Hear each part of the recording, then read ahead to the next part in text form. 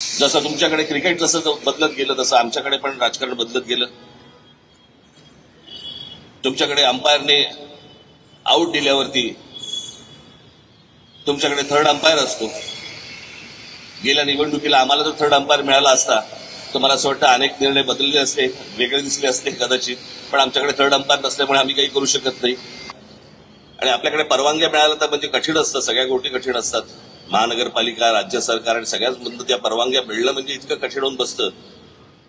आपल्याकडे काय आहे, अनधिकृत करायला गेलात ना तर त्याला परवानगी लागत नाही, पण अधिकृत करायला गेलात की खूप परवानग्या लागतात. आज खरं तर या रांगेमध्ये मी चुकीचा खेळाडू आहे, पण तरी मी बसलोय. कारण आचरेकर सर म्हटलं की सचिन तेंडुलकर हे एक नाव आपल्या डोळ्यासमोर येतं. पण मला वाटत नाही जगात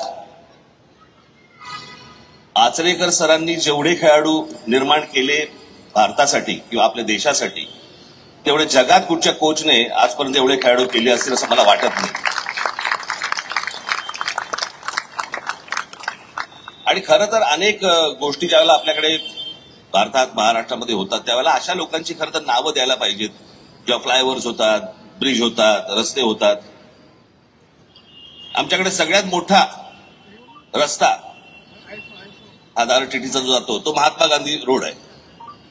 पण महात्मा गांधींचे जे शिष्य गुरु होते गोपाळकृष्ण गोखले, हे आमचा गोखले रोड. गुरुची काय किंमत असते आणि गुरुची काय किंमत असावी, त्याला किती पुजावं, किती मोठं करावं आणि समोर ठेवावं, हे आपल्याकडे नाहीच. म्हणजे शिक्षक नावाची काही गोष्टच आपल्याकडे राहिलेली नाही. माझ्याकडे ज्यावेळेला 10वी 12वीची मुलं येतात, मी विचारतो, अनेकदा विचारतो, पास झाल्यावरती येतात अनेक ओळखीची परीक्षेची लोक येतात आणि विचारतात मला की म्हटलं काय करणार पुढे. मग काहीतरी म्हणतो की मी काही कॉम्प्युटर इंजिनियर होणार, मी आर्किटेक्ट होणार, मी काहीतरी डॉक्टर होणार, हे होणार ते. एक विद्यार्थी आजपर्यंत मला असं बोललेलं नाहीये की मला शिक्षक व्हायचं. ज्या देशामध्ये मुलांना शिक्षक व्हावं असं वाटत नाही त्या देशाचं पुढे काय मला माहित नाही मला. पण मला असं वाटतं असलेले जे शिक्षक आहेत, असलेले जे गुरु आहेत, द्रोणाचार्य अवॉर्ड म्हणून आपण द्यायचं, पण त्या द्रोणाचार्यांचा आपण पुजायचं नाही. मी दरवर्षी बघतो आमच्या गल्लीमध्ये तिथेच आचरेकर सर राहायचे. दरवर्षी गुरुपौर्णिमेला सचिन तेंडुलकर तिथे सरांना पाया पडण्यासाठी दरवर्षी यायचे. दरवर्षी न चुकता. आमच्याकडे काय गुरुपौर्णिमा ही मोबाईलवरती राहिली आहे. हॅपी गुरुपौर्णिमा. हे हॅपी गुरुपौर्णिमा काय असं मला अजूनपर्यंत कळलेलं नाहीये. अजून एक मेसेज असतो, ज्या ज्या लोकांनी आजपर्यंत माझ्या आयुष्यामध्ये काय काय मार्गदर्शन केलं असेल, अरे त्याच्यात मी येतो की नाही येत, मला का पाठवलंयस, कल्पनाच नसते आम्हाला. पण गुरु नावाची जी गोष्ट असते, ही गुरु जपणं हे मला असं वाटतं सगळ्यात महत्वाचं आहे. आचरेकर सरांचं योगदान इतकं मोठं आहे की इथे काहीतरी स्मारक व्हावं, काहीतरी गोष्ट व्हावी असं मला मनापासून पहिल्यापासून वाटत होतं.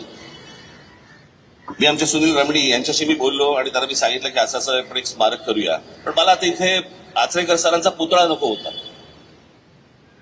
कारण पुतळे खूप झालेत आपल्याकडे.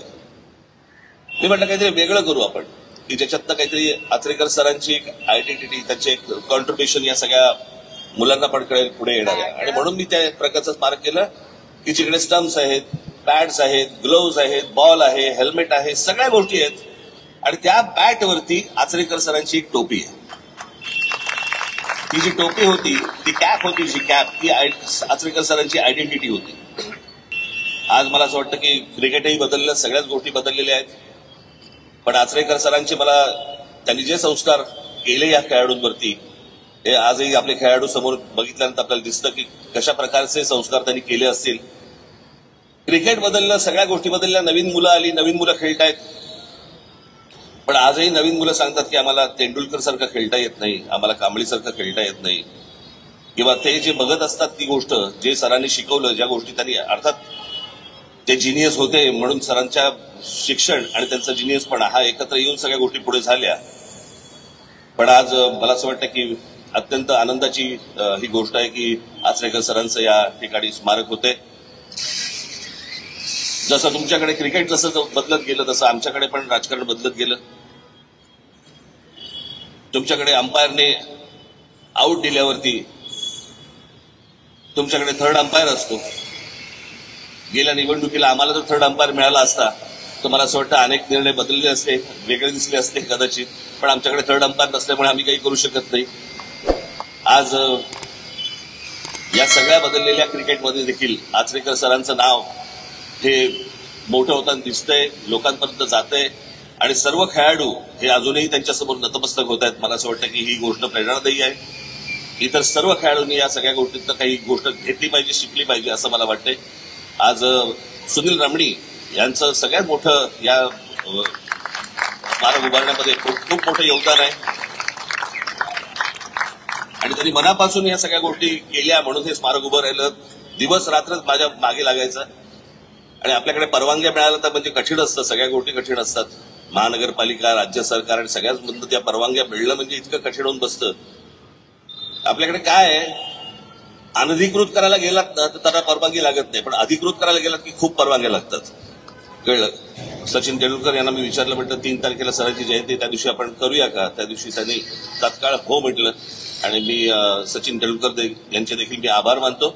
आणि आज आपण सर्वजण जाताना ते स्मारक बघाल आणि आपल्याला देखील सर्वांना ते स्मारक आवडेल अशी एक आशा अपेक्षा बाळगतो. आज खरं तर या रांगेमध्ये मी चुकीचा खेळाडू आहे, पण तरी मी बसलोय किंवा मला बसवलंय असं समजा. पण आज तुम्ही सगळेजण इतक्या मोठ्या संख्येने आलात, मी अत्यंत